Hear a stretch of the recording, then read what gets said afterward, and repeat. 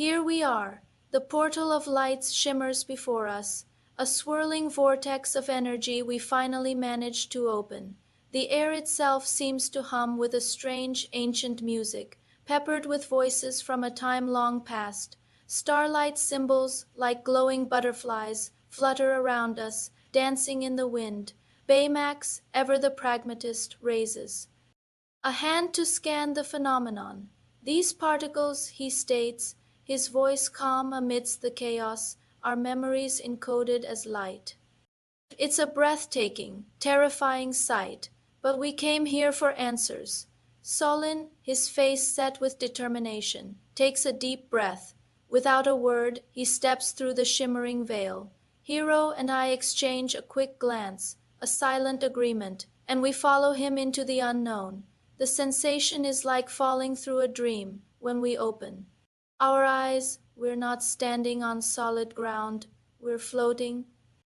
All around us are fragments of a forgotten world, pieces of cities, impossible towers, and glowing rivers of pure energy, all drifting aimlessly in a vast starlit void. It's a memory sky. It feels both heavenly and profoundly broken, like a beautiful memory that has started to fray at the edges, forgetting how it was supposed to end. Solin seems to see more than just ruins. He murmurs, his eyes wide, catching flashes of the people who once lived here. The first Starlight Civilization, from the echoes we see, it was a world of unimaginable peace and beauty, until the memories begin to twist. Suddenly, the serene dreamscape shatters. The glowing fragments around us start to flicker, replaying scenes not of peace, but of utter destruction. The first eclipse, massive, terrifying beams of dark energy pierce the memory sky, tearing through the floating cities like paper. A voice, filled with anguish and desperation, cries out across the void. It's a woman, a Starlight Keeper from that ancient time. We cannot stop him. She screams, her voice echoing with despair. The Eclipse Bringer is too strong. Solin freezes. He stares at the ghostly image of the Keeper, and the resemblance is uncanny. She has his eyes. She wears the same pendant that now rests on his chest. Drawn by an unseen force, Solin drifts toward one of the largest memory fragments, which replays the Keeper's final moments. He reaches out, his fingers trembling, and presses his palm against the light. The moment he makes contact, a wave of emotion crashes over him. He feels her pain, a sorrow so deep it threatens to drown him. He feels her fear, cold and sharp in the face of an unstoppable darkness. And then he hears her final words, a desperate plea, whispered across millennia. If anyone carries my light, protect the worlds I couldn't. The weight of it is too much. Solin falls to his knees in the empty space, the truth crashing down on him. He isn't her descendant, not by blood. He is connected to this ancient protector by destiny, a legacy of light passed down through time. As he struggles with this revelation, Baymax gently floats beside him, placing a comforting hand on his shoulder. Your emotions are valid, Solin, he says softly. She believed in hope, so should you, but there's no time to process. The darkness from the corrupted memories isn't just an echo. It's taking form. Shadows begin to writhe and coalesce, twisting out of the static-filled scenes of destruction. They rise up as giant, serpent-like creatures, their bodies flickering with corrupted energy, their roars sounding like a system overload. The memories are collapsing. Hiro yells, frantically checking his wrist calm. The system's integrity is failing. The memory beasts lunge toward us. Hold on. Baymax shouts, activating his flight mode and grabbing Hiro. Solin, shaking off his grief, rises to meet the threat. He slams his hands together, summoning a brilliant barrier of starlight just as the beasts strike. What follows is a frantic chase through the crumbling dreamscape. We weave between floating islands and rivers of light. The shadow serpents always just inches behind. Solin, focused and fierce, finds his rhythm. He gathers the light around him, channeling it through his pendant, and unleashes a powerful starlight burst, a wave of energy that freezes the beasts in crystalline light, trapping them in a beautiful but deadly prison.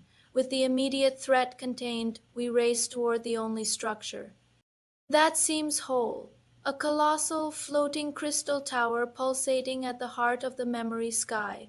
This must be the celestial core, the central processor for this entire realm. Inside, we find it a massive crystal suspended in the center of the room, beating like a living heart. It glows with a brilliant gold, but dark black veins of corruption spread across its surface. As we approach, a holographic recording activates, and the image of the ancient Starlight Keeper appears before us one last time. Her face is grim, her message urgent. To the next bearer of the light, she begins, her voice resonating with ancient power. The eclipse was never destroyed, only delayed. The bringer will rise when both light and shadow align. Solin looks down at his pendant, which is now glowing with both a golden light and a shadowy aura. The prophecy isn't about some distant future. It's about him. It's happening now, as if summoned by her words. The light in the core flickers violently for a single terrifying second. The reflection on the crystal's surface changes. It's not our faces we see, but that of a tall, shadowed figure. We can't make out any features, except for two glowing red eyes that seem to pierce right through us. A calm, chilling voice echoes in the chamber, speaking not from the recording, but to us. So it says, a hint of amusement in its tone. The new keeper has arrived before we can react. A spider web of cracks spreads across the celestial core. The entire memory sky groans, shaking itself apart. It's unstable. Hiro shouts, his voice filled with panic. The whole dimension is collapsing. We need to get out now. Baymax doesn't hesitate. He grabs Hiro, his jets firing at maximum thrust as they blast toward the shimmering Terran reality that is our only way home. The portal is already shrinking, flickering like a dying flame. Solin turns, planting his feet in the air and pushing against the void. He holds his pendant aloft, pouring all of his energy into it, forcing the portal to stay open just a few seconds longer. Go. He yells over the roar of collapsing memories. I'll follow. I fly through with Hiro, tumbling out into the familiar air of the Skydrift Isles. We turn back just in time to see Solin preparing to jump, and in that final moment, before the portal closes forever, the Keeper's voice echoes one last time, a final warning meant only for him.